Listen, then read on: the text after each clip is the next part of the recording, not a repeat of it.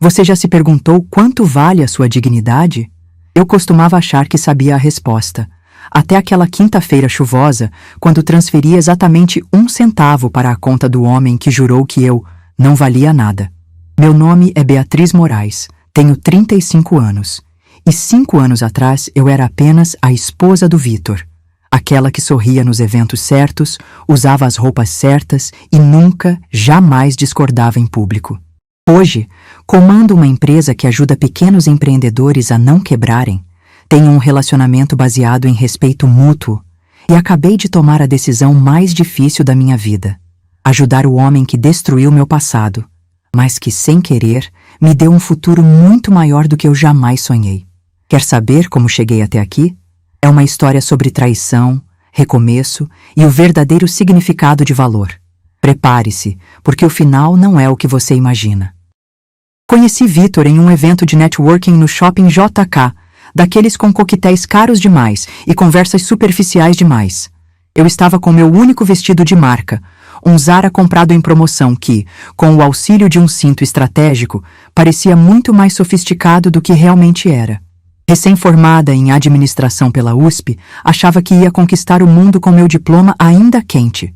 Foi quando derrubei uma taça de espumante no sapato de um homem de terno cinza perfeitamente cortado.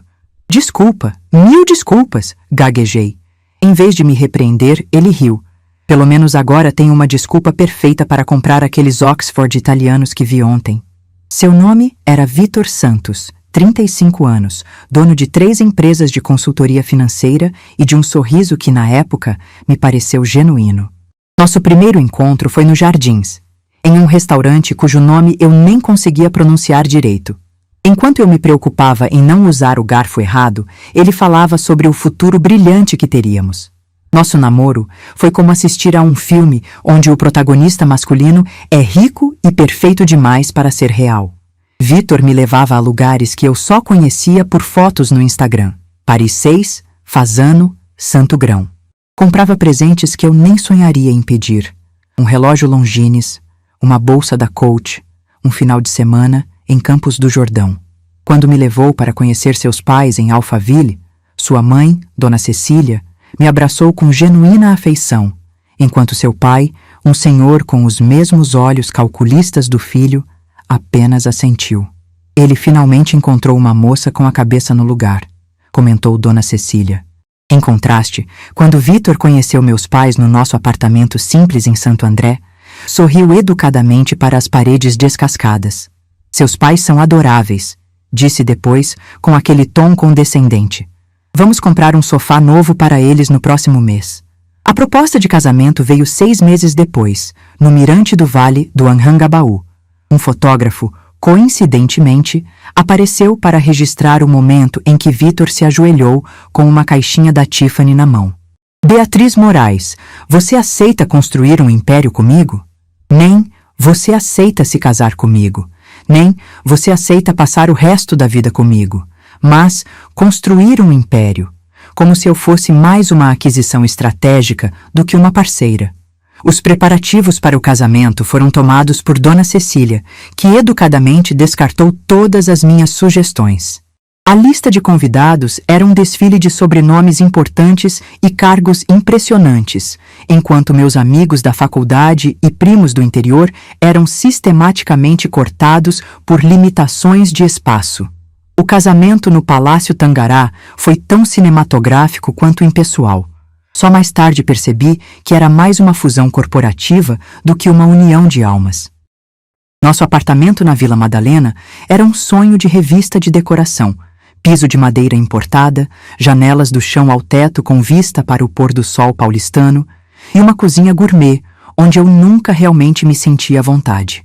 Vitor me deu carta branca para decorar, o que na verdade significava escolha entre estas 3 opções pré-aprovadas por mim. Ainda assim, consegui criar pequenos refúgios de personalidade. A estante com meus livros de administração, que ele nunca lia. O cantinho com fotos da minha família, que ele raramente olhava, e as plantas, que ele chamava de suas amigas verdes, em tom condescendente. Cada almofada nova era submetida ao seu escrutínio. Tem certeza que esse tom de azul combina com nossa identidade? Parece meio classe média. E quem disse que classe média era um insulto? Eu era classe média com muito orgulho. Quando você vai voltar a trabalhar, Bia? Perguntavam minhas amigas da faculdade nos raros encontros que mantínhamos. A verdade é que Vitor sempre tinha uma desculpa pronta. Agora não é o momento certo para você se distrair com trabalho. Ou, meus contatos estão buscando algo realmente à sua altura. Ou ainda, minha favorita, você não precisa trabalhar, eu ganho o suficiente para nós dois. E eu, tola romântica, confundi controle com cuidado, prisão com proteção. Abri mão do estágio que tinha conseguido em uma multinacional para investir no nosso futuro juntos. Meu diploma da USP, conquistado com noites em claro e litros de café barato, juntava poeira na gaveta enquanto eu me transformava na esposa de... Não existe curso na faculdade que te prepare para o momento em que você percebe que trocou sua identidade por um sobrenome. Minha vida passou a girar em torno dos jantares que organizava para os clientes e sócios de Vitor. Bia, o Marcelo Shimizu vem hoje com a esposa. Ela coleciona arte contemporânea, então fale sobre aquela exposição que vimos no MASP. Eu passava dias pesquisando os gostos dos convidados, horas escolhendo o menu perfeito, minutos ensaiando sorrisos no espelho. As festas em nossa cobertura tornaram-se eventos comentados entre a elite paulistana, e meu papel era claro: ser o adorno perfeito, a anfitriã impecável que fazia parecer que tudo acontecia por mágica. Minha esposa tem talento para essas coisas, dizia Vitor, como se estivesse falando de uma habilidade trivial, como fazer malabarismo ou imitar pássaros.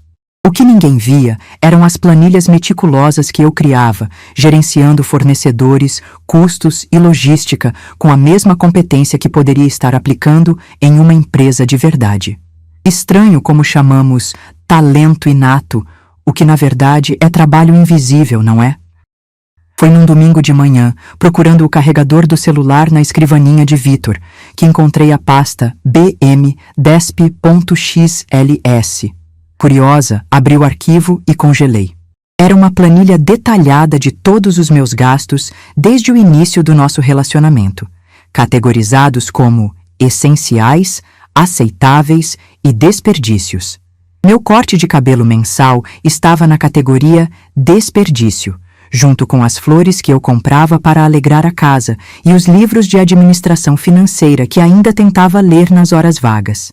Confrontei-o quando voltou do tênis. Isso é uma planilha. Sobre mim? Ele sorriu aquele sorriso que usava com clientes difíceis. Querida, é só para nos organizarmos. Você sabe como sou metódico com finanças. Pensei que, como administradora, você apreciaria. E piscou, como se fôssemos cúmplices de uma piada interna. O problema é que a piada era eu. O círculo social foi se fechando aos poucos, como uma garganta durante uma reação alérgica, lenta, mas sufocante. Primeiro, foram os almoços de domingo com meus pais que se tornaram complicados devido aos compromissos de Vitor. Depois, minhas amigas da faculdade recebiam respostas cada vez mais evasivas para convites de happy hour. Amor, a Patrícia é legal, mas ela ainda é assistente. Não acha melhor nos concentrarmos em relações mais estratégicas? Em contrapartida, nossos finais de semana eram preenchidos com eventos na casa dos Mendonça, dos Tabata, dos Kim, sobrenomes que pareciam abrir portas invisíveis em São Paulo. Nessas reuniões, eu era frequentemente apresentada com um minha esposa, seguido de silêncio, como se meu nome e profissão fossem detalhes irrelevantes. Quando tentava participar das conversas sobre mercado financeiro, Vitor gentilmente interrompia. Bia não entende muito disso, ela é mais da área criativa. E sorria, me excluindo com a maior das gentilezas. Dona Cecília era um enigma que eu nunca consegui decifrar completamente. Em alguns momentos, quando Vitor não estava por perto, ela era surpreendentemente calorosa. Ele sempre foi muito exigente desde pequeno, confidenciou-me certa vez, ajudando-me a escolher um vestido para um evento beneficente. Não é por mal, é que ele aprendeu com o pai que sucesso exige perfeição. Em outros momentos, especialmente quando o filho estava presente, ela se transformava em sua versão mais crítica. Beatriz, querida, não acha que esse batom está um pouco forte para um almoço familiar? Ou, esse risoto está um pouquinho passado, não é? Aprendi a ler os sinais. Quando ela me chamava de Beatriz, estava em modo sogra crítica. Quando era Bia, estava sendo quase maternal. Era como conviver com duas pessoas diferentes no mesmo corpo. Talvez ela também tivesse aprendido a se moldar conforme as expectativas dos homens ao seu redor. Será que eu estava seguindo o mesmo caminho sem perceber? Estou tão feliz em anunciar que Bia e eu vamos ter um bebê. A declaração de Vitor ecoou pelo salão privativo do Figueira Rubaiyat, onde jantávamos com seus principais investidores. Engasguei com o vinho, um Malbec argentino que mal tinha provado, enquanto todos aplaudiam entusiasticamente. Minha mente girava como um liquidificador desgovernado. Bebê? Que bebê? Não estou grávida? Uma corrente gelada percorreu minha espinha quando Vitor apertou minha mão sob a mesa, sorrindo aquele sorriso comercial perfeito. Passei o resto do jantar em piloto automático, aceitando congratulações por uma gravidez inexistente. Já no carro, finalmente explodi. Vitor, que história é essa? Ele manteve os olhos na Avenida Rebouças. Amor é estratégia. O Tanaka está investindo em negócios familiares. Um herdeiro nos dá estabilidade fiscal sem falar nos benefícios tributários. Como se um filho fosse apenas mais uma linha em sua planilha de ativos. A cada dia, pequenas gotas de ácido corroíam minha autoconfiança. Você realmente vai usar esse vestido? Não acha que está um pouco juvenil para você? Ou essa sua opinião sobre o mercado imobiliário é interessante, mas ingênua? Sempre com aquele tom de quem está apenas tentando ajudar, como se estivesse me fazendo um favor ao apontar minhas falhas. O pior era quando usava a lógica contra mim. Não estou criticando, só estou sendo racional. Você está sendo emocional. E eu, formada em administração com especialização em finanças, graduada com honras, me via incapaz de argumentar, duvidando das minhas próprias percepções. Havia dias em que passava horas na frente do espelho, tentando enxergar a mulher competente que um dia fui, mas só via reflexos das inseguranças que Vitor plantava diariamente. Você já sentiu que está desaparecendo mesmo estando fisicamente presente? Foi no nosso segundo aniversário de casamento que notei algo estranho no extrato bancário conjunto. Uma transferência mensal para uma conta que eu não reconhecia. Quando perguntei casualmente sobre isso durante o jantar no Terraço Itália, que eu mesma havia reservado, Vitor pareceu momentaneamente desconcertado antes de recuperar a compostura. É um investimento em criptomoedas, muito volátil para te preocupar com isso. Mais tarde, fuçando em seu escritório enquanto ele jogava tênis, descobri que a tal conta pertencia a uma empresa registrada no nome de sua mãe. Por instinto, comecei a fotografar documentos com meu celular e a guardar pequenas quantias do dinheiro das compras. Não sabia exatamente por que estava fazendo isso. Chamem de intuição feminina ou simplesmente de instinto de sobrevivência acordando de um longo sono. O que eu ainda não sabia era quão crucial seria essa decisão. Meu aniversário de 30 anos amanheceu com promessas de um novo começo. Havia passado a semana dando dicas sutis sobre aquele curso de especialização em gestão de pequenos negócios que tanto queria fazer. Imaginei que Vitor finalmente entenderia que eu precisava retomar minha carreira, minha identidade. Preparei-me com esmero, usando o vestido azul que ele dizia gostar, domando meus cachos rebeldes com uma escova progressiva caríssima. Quando ele entrou no quarto com um envelope nas mãos, meu coração acelerou. Seria a inscrição no curso? Uma viagem surpresa? Feliz aniversário, Beatriz. Seu tom formal deveria ter sido o primeiro alerta. Dentro do envelope não havia cartões de embarque ou certificados de matrícula, mas papéis de divórcio. Acho que ambos sabemos que isso não está funcionando. Meus advogados cuidarão de tudo. 3 anos de casamento terminados em uma frase de consultoria empresarial.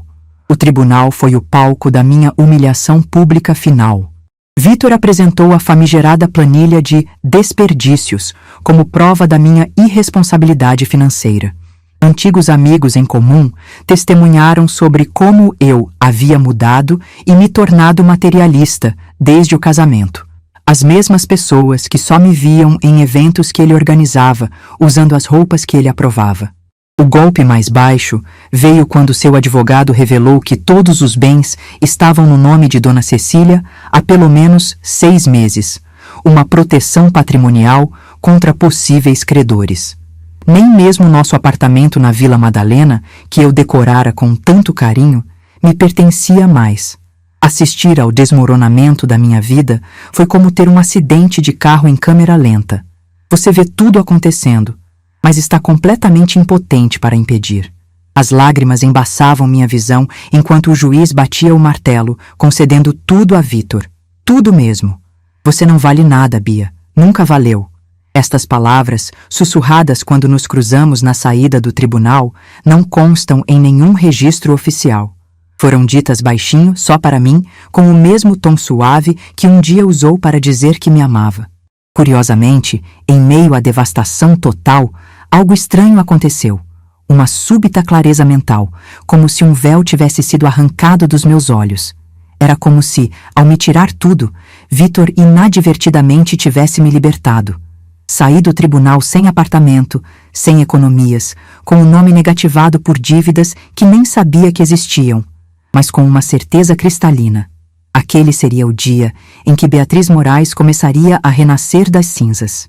O que eu ainda não sabia era quanto tempo e dor esse renascimento exigiria. Deixar o apartamento na Vila Madalena foi como arrancar um band-aid de uma ferida ainda aberta, rápido, mas infinitamente doloroso.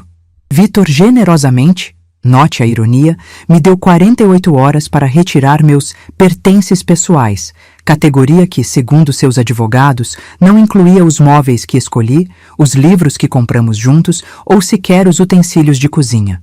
Saí apenas com minhas roupas, algumas fotografias e meu diploma emoldurado da USP.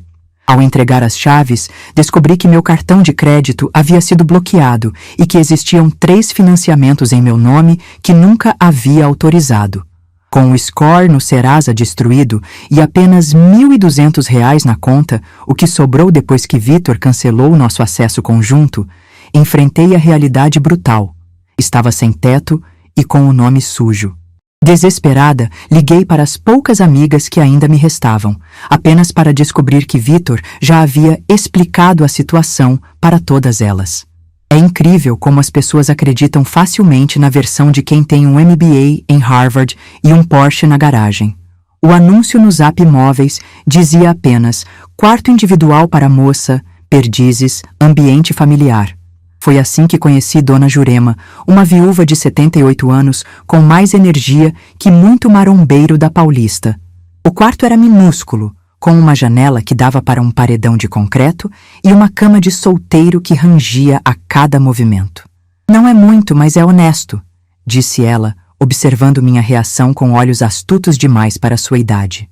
Eu, que um dia tive um closet maior que aquele quarto inteiro, apenas assenti, grata por um teto e por alguém que não pediu comprovante de renda ou consulta ao SPC. À noite, deitada naquela cama estranha, permitia-me chorar. Não pelo luxo perdido, mas pela humilhação, pela traição, pela sensação de ter sido usada e descartada como um guardanapo de papel. O pior não era dormir sozinha. Era acordar às 3 da manhã em pânico, perguntando-me como pagaria o aluguel do mês seguinte. Você já sentiu medo de não ter o básico para sobreviver? É um tipo diferente de terror. Experiência em administração financeira? Ótimo! Estamos precisando de alguém para organizar os arquivos e fazer café. O entrevistador da pequena empresa de contabilidade no Bom Retiro nem olhou direito para meu currículo. Quando mencionei minha especialização em análise de investimentos, ele sorriu condescendente. Olha, aqui é uma empresa familiar simples, nada de Wall Street, tá bom? Engoli o orgulho junto com as lágrimas e aceitei o salário mínimo, agradecendo como se fosse uma bênção divina. Meus dias se transformaram em uma rotina de acordar às 5h30, pegar 2 ônibus lotados, passar 8 horas organizando papéis que ninguém mais queria tocar e servir café para homens que ganhavam 5 vezes mais que eu para fazer metade do trabalho. À noite, voltava para meu quartinho, às vezes tão cansada que adormecia sem jantar. Cada centavo era contado 2 vezes antes de ser gasto. Mas sabe o que é estranho? Em meio à precariedade, comecei a reconhecer pequenas vitórias. O primeiro mês de aluguel pago com meu próprio trabalho, o pequeno caderno onde anotava ideias de negócios, o fato de que, pela primeira vez, minhas decisões, por mais limitadas que fossem, eram realmente minhas. Café com leite, açúcar mascavo e um pingo de canela. Dona Jurema empurrou a xícara fumegante para mim numa manhã de domingo, enquanto eu rabiscava números num caderno barato. Era nosso 4º mês de convivência e ela já havia decifrado até como eu gostava do café. Algo que Vitor nunca soube, mesmo após 3 anos juntos. Menina, por que você não para de fazer essa cara de enterro e me conta qual é o seu problema? A franqueza da senhora me pegou desprevenida. Entre lágrimas e goles de café, desabafei tudo. O casamento, o divórcio, a humilhação profissional, as dívidas. Em vez de pena, recebi uma risada rouca. E você acha que é a primeira mulher a ser passada para trás por uma almofadinha? Meu marido, que Deus o tenha, tentou fazer o mesmo comigo em 73. Só não contava que eu era contadora da empresa dele desde o início. Seus olhos brilharam com uma malícia divertida. Quando ele tentou me deixar sem nada, já tinha transferido metade dos bens para meu nome. O coitado ficou tão surpreso que teve um princípio de infarto. Naquela cozinha apertada, com azulejos amarelados dos anos 80, recebi a primeira lição real de empoderamento feminino, não dos livros ou podcasts, mas de uma senhora de chinelos de pelúcia que enfrentou o machismo quando isso nem tinha nome. Meu Marcos está quase falindo o mercadinho, Bia. Aquele menino não sabe a diferença entre lucro e faturamento. Dona Jurema reclamava do filho enquanto lavávamos a louça numa noite qualquer. Por impulso, me ofereci para dar uma olhada nas contas do estabelecimento. No domingo seguinte, estava eu no fundinho do mercadinho Jurema, na periferia de Pirituba, debruçada sobre recibos amassados e uma planilha caótica do Excel. 3 horas depois, apresentei a Marcos um plano simples. Renegociar com 3 fornecedores, reorganizar as prateleiras por margem de lucro e não por categoria, e criar um sistema de fidelidade para os clientes do bairro. Você cobra quanto por essa consultoria? Ele perguntou desconfiado. Antes que eu pudesse responder que era apenas um favor, Dona Jurema interveio. Um jantar caprichado e indicações para os comerciantes da região. 1 mês depois, o mercadinho registrou o primeiro lucro em 2 anos. E meu telefone começou a tocar com pedidos de ajuda de outros pequenos empreendedores locais. O pagamento? Comida caseira, produtos artesanais e, mais importante, o respeito que havia perdido. Acordei no meio da noite com uma clareza assustadora, daquelas que só vêm às 3 da manhã ou no banho. Enquanto grandes empresas tinham acesso a consultorias caríssimas, pequenos empreendedores como Marcos lutavam sozinhos, usando intuição e desespero como estratégia de negócios. Peguei meu caderno surrado e comecei a rabiscar freneticamente um modelo de negócio. Consultoria financeira acessível para micro e pequenos empresários, com foco em bairros periféricos. Adaptaria conceitos complexos de administração para a realidade da dona de salão, do dono de bar, da costureira. No papel, calculei quanto precisaria investir, quase nada além do meu tempo. Quanto poderia cobrar, valores escalonados conforme o faturamento do cliente. E quanto tempo levaria para ter um retorno mínimo, provavelmente meses. Já tinha até um nome, Valor Real, uma provocação sutil ao ex-marido que me disse que eu não valia nada e uma referência à proposta de trazer resultados tangíveis. Dormi com o caderno abraçado ao peito, como uma criança com seu brinquedo favorito. Pela primeira vez em muito tempo, não sonhei com o passado, mas com o futuro. Olha, eu não tenho dinheiro para pagar consultoria chique não, viu?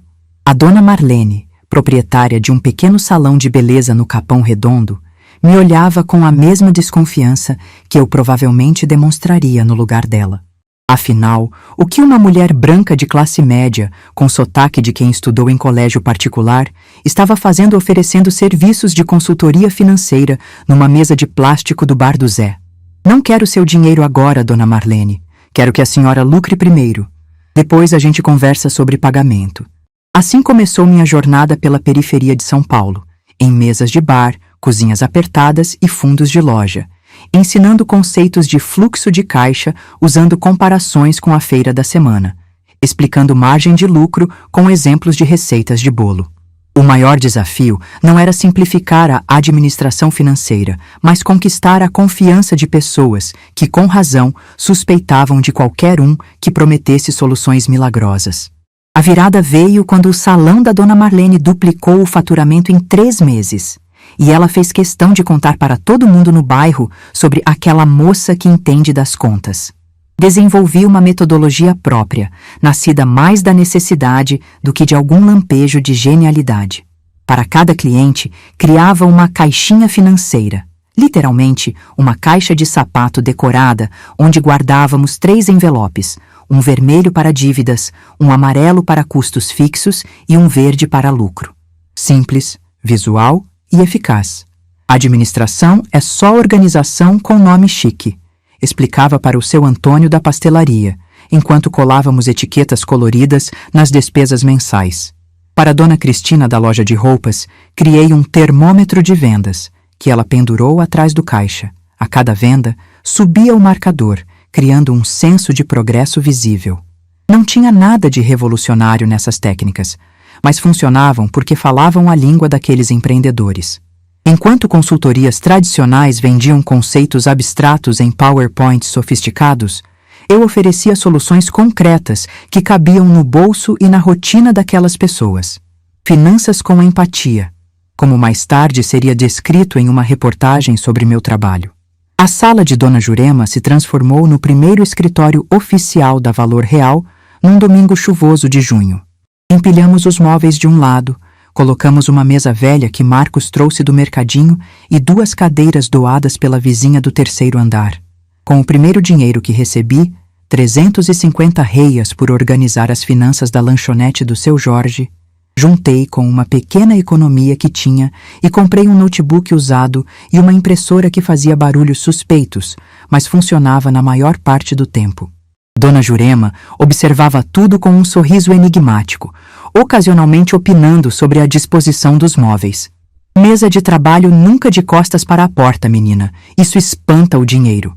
Numa tarde particularmente produtiva, quando eu lutava com uma planilha de projeção financeira para uma pequena confecção, ela apareceu com uma folha de papel colorido. Todo negócio precisa de uma cara, de uma identidade. Era um logotipo feito à mão para a Valor Real, uma árvore cujas raízes formavam o cifrão do real. Desenhei pensando em você. Cresce devagar, mas quando firma, ninguém derruba. Emoldurei aquele desenho amador como se fosse uma obra de arte, e de certa forma era. O primeiro símbolo tangível de que meu recomeço tinha forma e nome. Eu sei que você pode achar estranho, mas só contrato mulheres que recomeçaram do zero. Expliquei meu critério para Renata, minha primeira funcionária oficial, uma engenheira de 45 anos que havia perdido tudo após um divórcio complicado. Não preciso de diplomas impressionantes. Preciso de quem entenda na pele o que é reconstruir a vida do nada. Depois dela, vieram Camila, ex-vendedora que sofreu assédio no trabalho anterior, Jéssica, mãe solo de 3 filhos que conciliava a faculdade noturna com bicos de manicure, e Luciana, imigrante venezuelana com mestrado em economia, que aqui só conseguia trabalho como garçonete. Formamos uma equipe improvável, operando inicialmente da sala ampliada de Dona Jurema, que insistiu em derrubar uma parede para dar espaço para o sucesso crescer. Nosso modelo de negócios se consolidou. Cobrávamos uma porcentagem simbólica no início e um percentual sobre o aumento real de lucro depois de 3 meses. Se o cliente não lucrava, não pagava. Era arriscado? Sim. Mas também nos obrigava a entregar resultados concretos, não apenas relatórios bonitos. A gente só ganha quando vocês ganham, virou nosso slogan não oficial, repetido em cada boteco, salão e mercadinho de bairro. Você é mesmo formada em Harvard? Olha só, não precisava ter vindo até aqui pessoalmente. Diego Oliveira não escondia seu ceticismo quando apareci para a consultoria que ele havia solicitado para sua pequena firma de contabilidade na Moca. Com óculos de armação grossa e uma postura defensiva, era a imagem perfeita do pequeno empresário que acha que conhece todas as respostas. USP, não Harvard. E sim, Eu sempre faço o diagnóstico inicial pessoalmente. Nas 2 horas seguintes, desmontei metodicamente cada uma de suas certezas sobre como gerenciar seu negócio, usando números precisos e exemplos práticos. A expressão dele foi mudando gradualmente de desdém para surpresa e, finalmente, para um respeito relutante. Como você consegue cobrar tão pouco por esse trabalho? Perguntou ao final. Porque não estou aqui para ficar rica, estou aqui para ajudar pessoas a não quebrarem. Ele me encarou como se eu tivesse 2 cabeças. Isso é incomum. O que começou como uma relação profissional tensa transformou-se lentamente em uma parceria valiosa. Diego passou a recomendar a Valor Real para seus clientes e, eventualmente, tornou-se muito mais que um colega de trabalho. Mas isso é história para outro capítulo. Beatriz, vou ser direto. Queremos comprar seu modelo de negócio. O homem de terno impecável e pasta de couro italiana parecia deslocado na nossa pequena sala comercial no Brás, para onde havíamos nos mudado após 6 meses de operação. Roberto Moraes, sócio de uma das maiores consultorias do país, oferecia uma quantia que há 2 anos teria me deixado sem fôlego. Seu método com pequenos empreendedores é exatamente o que precisamos para penetrar nesse mercado. Estamos dispostos a fazer de você uma diretora associada com participação nos lucros. A proposta era tentadora. Dinheiro, status, o tipo de reconhecimento profissional com que eu sonhava na faculdade. Naquela noite, não consegui dormir. Liguei para Diego, que havia se tornado meu confidente. Eles estão comprando seu silêncio, não sua metodologia. Ele disse simplesmente. Grandes consultorias não querem realmente ajudar pequenos negócios, querem apenas o mercado deles. Suas palavras me atingiram como um tapa de realidade. O que Roberto Moraes realmente queria era neutralizar uma concorrente incômoda que estava criando um novo modelo de negócio. Um que priorizava impacto social sobre margens de lucro exorbitantes. Na manhã seguinte, recusei a proposta. Foi a primeira vez que conscientemente escolhi um caminho mais difícil, mas mais autêntico. E nunca me arrependi. Beatriz Moraes conseguiu o que parecia impossível. Salvar a padaria São Bento, um ícone centenário da Moca que estava à beira da falência. O jornalista da revista Pequenas Empresas em Grandes Negócios tinha acabado de sair do nosso escritório no Brás, deixando para trás uma atmosfera de euforia contida. A matéria prometia ser grande, capa da edição de abril, com o título A Fada Madrinha dos Pequenos Negócios. Tudo começou quando ajudamos seu Giuseppe, um italiano ranzinza de 80 anos que se recusava a mudar qualquer coisa na padaria que seu pai fundara em 1922. A neta dele, desesperada, nos procurou em segredo. Em vez de sugerir um redesign moderno ou cardápio gourmet, fizemos o contrário. Transformamos a tradição em diferencial. Organizamos as finanças caóticas, sim, mas também criamos um tour histórico dos processos artesanais, cobrando um pouco mais pelo pão autêntico italiano feito como há 100 anos. A fila que se formou na porta após as primeiras semanas virou notícia local, depois estadual e finalmente chamou a atenção da revista. Renata pendurou o recorte da reportagem na parede em uma moldura simples. Nosso primeiro troféu, disse com os olhos marejados. Eu só conseguia pensar em como aquela menina insegura que derramou espumante no sapato de Vitor jamais imaginaria estar na capa de uma revista de negócios 5 anos depois. Eu acho que está na hora de sairmos do Brás, Bia. Dona Jurema, agora nossa consultora sênior não oficial e sócia honorária, insisti em dar-lhe 10% das ações, folheava o catálogo de imóveis comerciais. Vocês precisam de um endereço que combine com o tamanho do trabalho que fazem. A mudança para a Avenida Paulista não foi apenas geográfica, mas simbólica. Alugar 3 salas comerciais no mesmo prédio onde grandes corporações mantinham seus escritórios era uma declaração silenciosa. Pequenos negócios merecem o mesmo respeito que os grandes. Decoramos o espaço com móveis de marceneiros e artesãos que haviam sido nossos clientes. A mesa de reuniões feita por seu Joaquim da Marcenaria em Itaquera, as cadeiras estofadas pela Dona Célia da Vila Mariana, as cortinas costuradas pelo ateliê da Márcia no Tatuapé. Na inauguração, fizemos questão de servir salgados da padaria São Bento e doces da confeitaria da Dona Elza do Ipiranga. Era nossa forma de dizer que crescíamos juntos, em rede, não sozinhos. Diego, que agora passava mais tempo no nosso escritório do que no dele, observou com um sorriso. Você criou um ecossistema, não uma empresa. Talvez ele estivesse certo. Valor real expandindo para Salvador, Recife e Belo Horizonte. O título do e-mail que enviei para a equipe, agora com 15 mulheres, causou uma pequena revolução no escritório. Nosso modelo de franquias sociais era inovador. Em vez de cobrar taxas exorbitantes dos franqueados, pedíamos apenas um percentual módico do faturamento e o compromisso de manter a filosofia original. Mulheres ajudando mulheres, preços justos, resultados reais. Para cada nova unidade, enviávamos uma embaixadora da equipe original para treinar a equipe local durante 3 meses. Luciana foi para Salvador, Renata para Belo Horizonte e Jéssica, agora formada em administração, assumiu Recife. Meu círculo social havia se transformado completamente. Agora, jantava com clientes que viraram amigos, participava de churrascos na laje com famílias que haviam reconstruído seus negócios, organizava workshops gratuitos em comunidades. Nas raras vezes em que cruzava com alguém do tempo Vitor, a conversa era breve e estranhamente vazia, como falar com personagens de um livro que você leu há muito tempo e mal se lembra da trama. Quem diria que, perdendo tudo, eu encontraria muito mais do que jamais tive? Acho que preciso trabalhar isso na terapia. Confessei para a doutora Marta, minha terapeuta há quase 3 anos, enquanto descrevia como havia sabotado mais uma vez a possibilidade de um encontro romântico. Um cliente satisfeito queria me apresentar seu irmão, um professor universitário que, segundo ele, combinaria perfeitamente comigo. Inventei uma reunião inexistente no mesmo horário do jantar proposto. Beatriz, você reconstruiu sua vida profissional com uma coragem admirável, mas ainda trata relacionamentos como ameaças. A observação certeira me fez encarar uma verdade incômoda. Havia criado uma armadura tão eficiente que ninguém conseguia realmente se aproximar.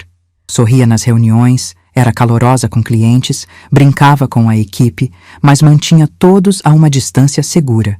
Perto o suficiente para trabalharem juntos, longe demais para me machucarem. À noite, sozinha no apartamento que finalmente consegui alugar em Pinheiros, às vezes me pegava ensaiando conversas com interlocutores imaginários, como se precisasse praticar a arte esquecida da intimidade genuína. O sucesso profissional era reconfortante, mas não me abraçava nas noites de tempestade, nem ria das minhas piadas bobas. Estaria condenada a trocar intimidade por independência para sempre? Diego apareceu na porta do meu escritório numa sexta-feira qualquer, segurando 2 cafés do Starbucks e um sorriso hesitante. Pensei que você poderia usar uma dose extra de cafeína para terminar a semana. Aquele gesto simples, lembrar que eu preferia café com leite de amêndoas e um toque de canela, despertou algo adormecido em mim. Não era a primeira vez que ele demonstrava atenção aos pequenos detalhes. Já havia notado como ele sempre perguntava sobre Dona Jurema, como lembrava dos nomes das minhas funcionárias, como nunca, jamais me interrompia durante reuniões. Mas havia uma diferença crucial entre ele e Vitor. Enquanto meu ex-marido me tratava como um acessório para sua vida perfeita, Diego parecia genuinamente interessado em quem eu era, inclusive nas partes imperfeitas e complicadas. Quando finalmente aceitei seu convite para jantar, escolhemos um restaurante nordestino despretensioso no Bexiga, onde comemos com as mãos e rimos até a barriga doer. No fim da noite, seu beijo tímido na porta do meu prédio foi como uma pergunta silenciosa. Estamos mesmo fazendo isso? Pela primeira vez em 5 anos, minha resposta não foi dominada pelo medo. Acho que deveríamos abrir uma conta conjunta para as despesas da casa. A frase de Diego congelou meu sangue, desencadeando flashbacks instantâneos do controle financeiro de Vitor. Estávamos namorando há 8 meses e ele havia sugerido que morássemos juntos. Engoli em seco, sentindo o pânico familiar subindo pela garganta. Eu... não posso. As palavras saíram estranguladas. Em vez de insistir ou menosprezar meu medo, ele simplesmente segurou minhas mãos trêmulas. Tudo bem. Foi apenas uma sugestão prática, não uma condição.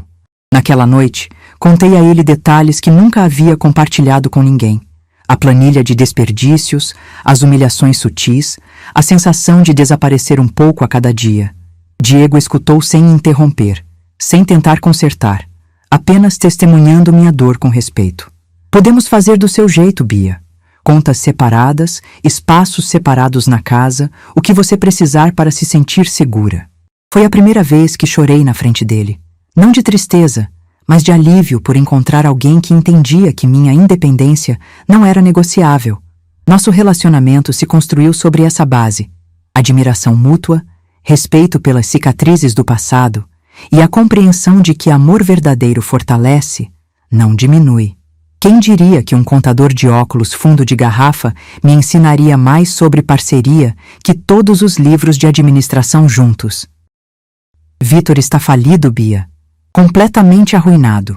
A voz de Marina, uma antiga amiga em comum que mantivera contato esporádico comigo, soava quase sussurrada ao telefone, como se compartilhasse um segredo proibido. As empresas dele estão afundando em dívidas, os investidores o processaram por fraude e aquela cobertura na Vila Madalena foi a leilão mês passado.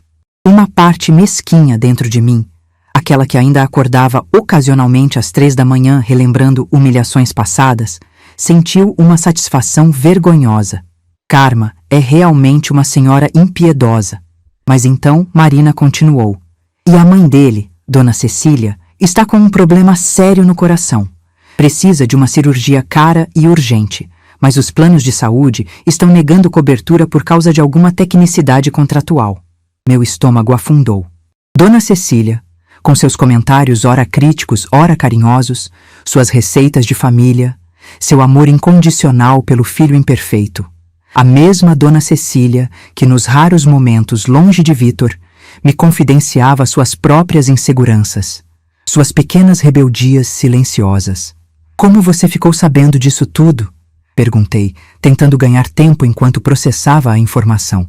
Trabalho no Hospital Albert Einstein agora. Ela deu entrada na emergência semana passada. Vitor estava lá. Parecia um fantasma. Vingança ou compaixão, Bia? Dona Jurema serviu chá de camomila enquanto eu desabafava sobre o telefonema. Estávamos sentadas na pequena varanda do seu apartamento, onde agora eu a visitava religiosamente aos domingos. Porque, veja bem, as duas opções estão na sua mão e as duas têm seu valor. Encarei a senhora que havia se tornado mais mãe para mim que minha própria mãe biológica, admirando sua capacidade de ver a complexidade moral das situações. Vitor me destruiu, Jurema. Ele planejou metodicamente me deixar sem nada, como se eu fosse um investimento que não deu o retorno esperado. Ela assentiu, sorvendo seu chá com calma irritante. Sim, ele fez isso. E agora você pode fazer o mesmo, ou pode escolher ser diferente. Nenhuma das opções te torna melhor ou pior pessoa. A questão é, com qual decisão você conseguirá viver em paz? Fiquei em silêncio, lembrando como me senti no tribunal, como foi dormir no quartinho emprestado sabendo que havia perdido tudo, como foi reconstruir do zero. Também lembrei de Dona Cecília me ensinando a fazer o pudim de leite condensado que Vitor adorava, me emprestando um brinco para combinar com meu vestido, me abraçando com força no dia do casamento e sussurrando, cuide bem dele. Peguei meu celular e, antes que mudasse de ideia, liguei para o Hospital Albert Einstein. Boa tarde. Eu gostaria de falar sobre a paciente Cecília Santos. Identifiquei-me para a atendente e pedi para falar com o médico responsável pelo caso. Após alguns minutos de espera e algumas transferências, consegui informações sobre o procedimento necessário, uma cirurgia cardíaca complexa, orçada em R$78 mil, não coberta pelo plano de saúde devido a uma cláusula de carência para procedimentos pré-existentes. A senhora é familiar? Perguntou o médico, claramente confuso com meu interesse. Fui nora dela. Respondi simplesmente. Antes de desligar, já havia tomado minha decisão. Transferi o valor integral para a conta do hospital, especificando que era para o tratamento de Dona Cecília, com a condição expressa de que o pagamento permanecesse anônimo. Se alguém perguntar, diga apenas que a conta foi quitada, instruí. Ao desligar, uma estranha leveza me invadiu. Não porque estava sendo nobre ou superior, mas porque finalmente entendia que minha paz não dependia da desgraça de Vitor. Naquela mesma tarde, como se o universo quisesse testar minha recém-descoberta serenidade, meu celular vibrou com uma mensagem dele. Bia, sei que não mereço, mas preciso da sua ajuda. Estou desesperado. Ignorei. 2 horas depois, outra. Por favor, Bia. 500 mil. É questão de vida ou morte. Continuei ignorando. Então veio a ligação, que deixei cair na caixa postal. A mensagem de voz tinha aquele tom que reconheci imediatamente. O Vitor encantador, persuasivo, ligeiramente vulnerável que me conquistou anos atrás. Bia, me perdoa por tudo. Eu errei com você. Agora estou pagando por isso. Mas mamãe não merece sofrer. Preciso de 500 mil até amanhã ou vou para a cadeia. Por favor. Era uma performance perfeita. A pausa calculada, o leve tremor na voz, a menção estratégica à mãe doente. O velho Vitor manipulando emoções como um maestro. O que ele não sabia é que eu havia me tornado imune à sua sinfonia. Respondi com uma única frase. Venha ao meu escritório amanhã às 15h30. Desliguei e olhei pela janela, vendo São Paulo se preparar para mais uma de suas tempestades de verão. O palco estava montado para nosso confronto final. E pela primeira vez, eu não temia o resultado. São Paulo tem o dom de combinar o clima com os momentos dramáticos da vida. Naquela quinta-feira, a chuva castigava a cidade como se quisesse lavar décadas de sujeira acumulada. Não apenas a poluição nas ruas, mas também as mágoas entranhadas nas almas de seus habitantes. Observei pela janela do escritório as pessoas correndo desajeitadas, pulando poças, guarda-chuvas virando pelo avesso. Em algum lugar naquele caos estava Vitor, vindo ao meu encontro. Era poético de certa forma. Nos conhecemos num dia ensolarado artificial de shopping center, e nosso reencontro final acontecia sob uma tempestade genuína. Quando finalmente entrou no escritório da Valor Real, encharcado apesar do guarda-chuva, notei como a água escorria por seu rosto, misturando-se discretamente com o que poderiam ser lágrimas. Mas Vitor Santos chorar? Improvável. Homens como ele não choram, calculam perdas e ganhos, mesmo quando estão desmoronando. Enquanto isso, dentro de mim, uma estranha calmaria, como o olho de um furacão, onde tudo está inexplicavelmente sereno enquanto a destruição gira ao redor. Vitor sentou-se à minha frente como uma versão desbotada de si mesmo. Os ombros curvados, a pele acinzentada, os olhos opacos de quem não dorme direito há semanas. Tentava manter a postura, claro, velho hábito de quem foi treinado para nunca demonstrar fraqueza. Como expliquei no telefone, estou passando por um revés temporário. Sua escolha de palavras quase me fez rir. Revés temporário, como se falasse de uma leve turbulência em um voo de primeira classe, não da derrocada completa de seu império. Preciso dos 500 mil para quitar uma dívida urgente com a Receita Federal. Sem isso, amanhã serei indiciado por fraude fiscal. Fez uma pausa estudada, ajustando sua abordagem. É claro que seria um empréstimo com juros. Tenho projetos promissores que vão decolar nos próximos meses. As mesmas frases polidas, o mesmo tom convincente que um dia me fez acreditar que eu era o amor da sua vida, não apenas um ativo em sua planilha de investimentos pessoais. Enquanto falava, seus olhos vagavam pelo escritório, avaliando meu sucesso com uma mistura de surpresa e cálculo. Seria possível ver engrenagens girando dentro daquela cabeça perfeitamente penteada, mesmo nos piores momentos? Transferência realizada, anunciei, devolvendo o celular ao bolso. O alívio no rosto de Vitor durou apenas até seu próprio celular apitar. Seu rosto empalideceu ao ver a notificação. Transferência recebida, 1 centavo. O que é isso? 1 centavo? É alguma piada? Ele gritou, as veias do pescoço saltando. Não, Vitor, é exatamente o que você vale para mim agora. Ele se levantou furioso, derrubando a cadeira. Você sempre foi assim, não é? Pequena, mesquinha, incapaz de ver o quadro maior. Eu te dei tudo, te transformei em alguém. E é assim que você retribui? Mantive minha voz calma, quase clínica. A cirurgia da sua mãe está paga. Liguei para o hospital hoje cedo. Isso o silenciou instantaneamente, a confusão substituindo a raiva em seu rosto. O que você disse? Paguei a cirurgia dela, diretamente ao hospital. Ela sempre foi gentil comigo, mesmo quando você a manipulava contra mim.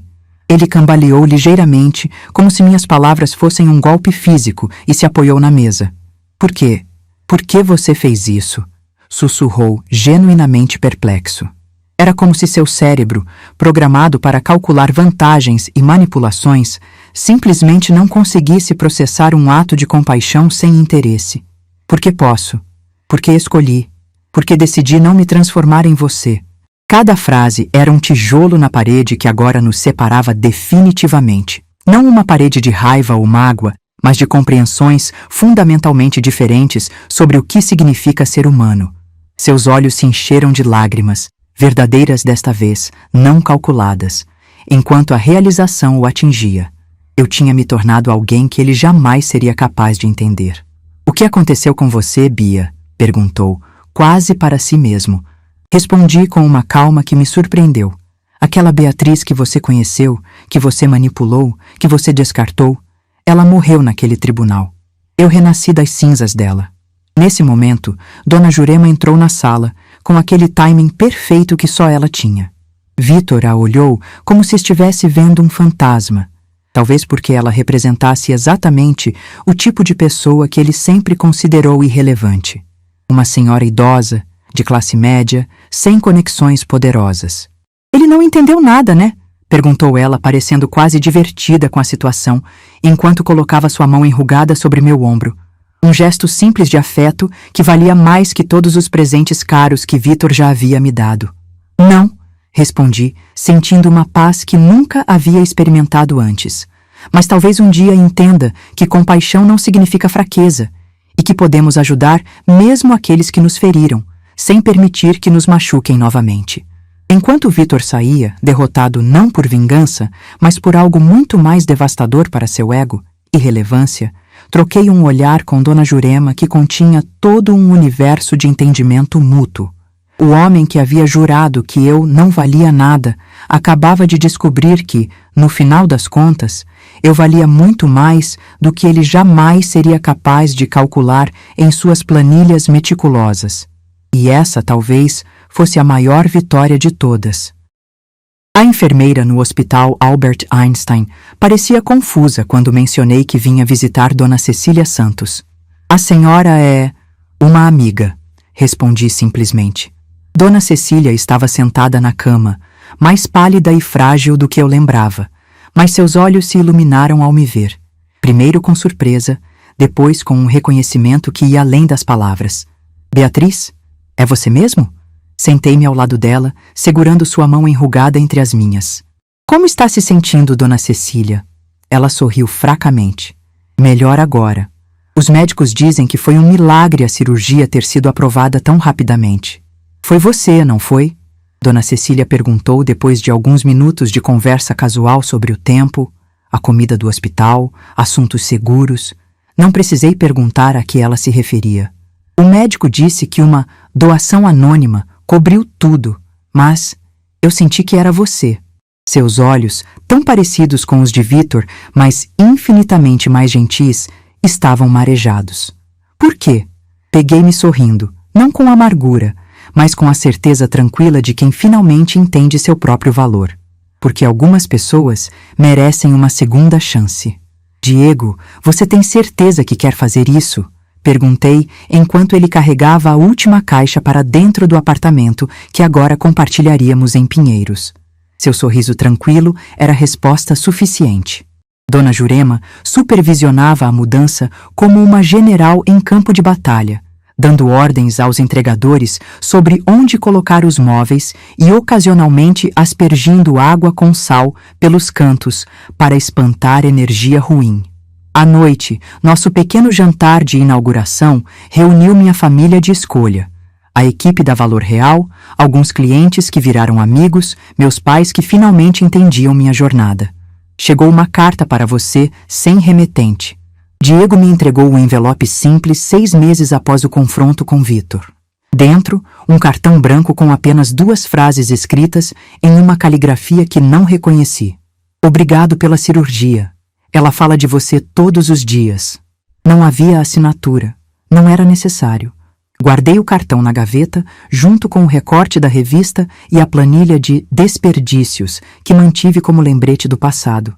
Não por amargura, mas para nunca esquecer quanto custou e quanto valeu minha reconstrução. Algumas cicatrizes são medalhas de sobrevivência, não marcas de derrota. A Valor Real continuou crescendo, não apenas geograficamente, mas em propósito. Lançamos uma fundação para mulheres recomeçando do zero, oferecendo microcrédito sem burocracia e mentoria gratuita. A cada nova cidade onde abríamos uma unidade, fazíamos questão de contratar mulheres locais, especialmente aquelas com histórias de reconstrução. Não estamos apenas ensinando administração financeira, expliquei numa entrevista para um podcast sobre empreendedorismo feminino. Estamos mostrando que recomeçar não é fracassar, é ganhar outra chance de fazer diferente, e talvez melhor. O Brasil está cheio de Beatrizes esperando uma oportunidade. Eu apenas tive a sorte de encontrar minha dona Jurema no caminho. Às vezes, Diego me pergunta se ainda penso em Vitor. A verdade é complexa demais para caber em sim ou não. Penso não na pessoa, mas na lição, como alguém que tanto tirou de mim acabou, involuntariamente, me dando muito mais. Numa tarde qualquer, caminhando pela Paulista com Diego e assistindo ao pôr do sol paulistano, percebi que havia finalmente respondido à pergunta silenciosa que me perseguiu durante anos. Quanto vale uma mulher? Não há planilha no mundo capaz de calcular isso. Nosso valor não está nos zeros de uma conta bancária ou no sobrenome que carregamos. Está na capacidade de cair e levantar, de perder tudo e reconstruir, de ser ferida e ainda assim escolher a compaixão. O telefone toca novamente, outro pequeno empreendedor precisando de ajuda, outro recomeço esperando para acontecer. Antes de atender, pego o pequeno cartão emoldurado que mantenho na minha mesa, o logo original da Valor Real desenhado à mão por Dona Jurema, com a árvore cujas raízes formam um cifrão. Cresce devagar, mas quando firma, ninguém derruba. Quem poderia imaginar que do centavo da vingança nasceria um legado de valor real? Enquanto atendo o telefone, sorrio para o futuro que continua se desdobrando à minha frente. Não perfeito, não sem desafios, mas inteiramente meu. E isso, afinal, vale muito mais que qualquer império construído sobre alicerces frágeis de aparências e manipulações.